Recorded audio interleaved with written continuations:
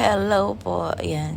Papakita ko lang sa inyo kung ano ang itsura ng mga ibang katulong tuwing day off.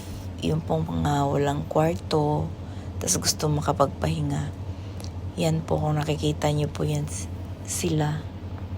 Isa din naman ako sa kanila dati na tumatambay dyan. Pero ngayon, meron na lang akong talagang napagtatambayan na hindi naman ako ganyan na naglalatag sa semento para lang makapagpahinga o makatulog, kasi mostly sa napasukan ko may kwarto talaga ako. Tapos kung hindi naman ako magtatambay sa kwarto is meron ako mga something na pinagkakaabalahan. So nakakapagpahinga talaga ako pag gusto ko magpahinga. So, yan sila. Pag nakikita ko kasi na ganyan, nadadaanan ko yung mga kapwa ko na nakahiga sa semento, nakalatag ng karton. Parang awang-awa ako. Alam ko naman na na gusto nila yan dyan. Pero parang nadudurog ba yung puso ko na naiisip ko na yung mga pamilya nila sa Pinas Baka lang naman kasi sa mga nakasabayan ko rin na tumambay, yung iba kasi dito may iba't iba din kaming kwento.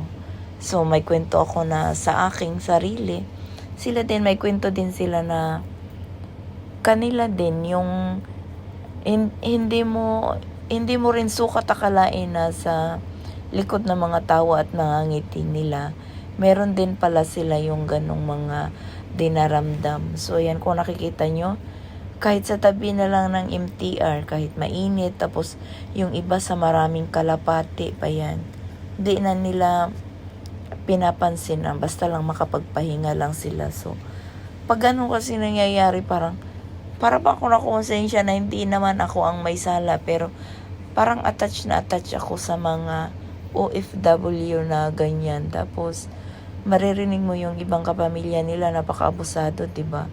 Pag walang naibigay, galit na. Tapos na hindi man lang siguro alam kung ano talaga yung sitwasyon nila dito. So, yan lang po ang aking masasabi, na kahit man lang minsan kapamilya ninyo or kaibigan, matuto naman kayong mangumusta. Huwag naman kayong hirit ng hirit, diba? Hindi naman sa ako yan lang iba na naririnig ko, kasi sa iba't ibang kwento na narinig ko, merong masaya, pero mas madami pa din yung masaklap yung kanilang pinagdadaanan.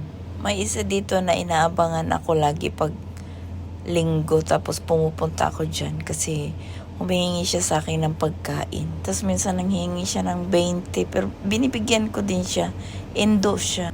Tapos yung amo ko nagbibigay ng mga gamit, yung mga damit na hindi ko kasya or hindi ko din gusto, ibinibigay ko talaga sa kanya, kaya lagi niya akong inaabang. Kaya hinanap ko siya dyan ng time na yan.